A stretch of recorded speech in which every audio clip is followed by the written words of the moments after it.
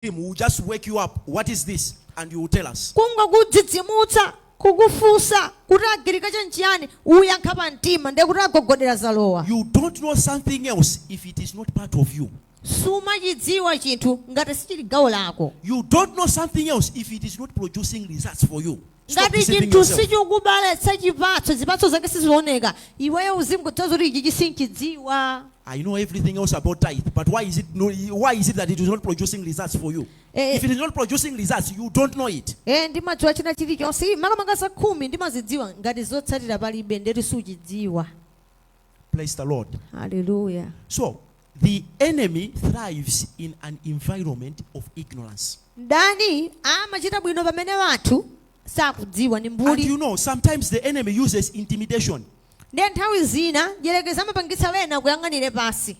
You are just afraid of something else. Ndiye weyo chinthu Or you are so china afraid. The enemy uses fear. kungokupangitsa kuti iweyo ukhale ndi mantha ndi china chake kungobva kuti kujona ati xenophobia iwe palibe chimene walakwitsa ukaninga kupita jona ukaoda But it is mantha because you don't know. chifukwa choti sukudziwa. Now, all of us, when we get to a place that is new, Tosefe tikapita kumalo achilendo and then you find there are some dogs there that are welcoming you at the door, what do you do? ndiye uone kuti pakhomo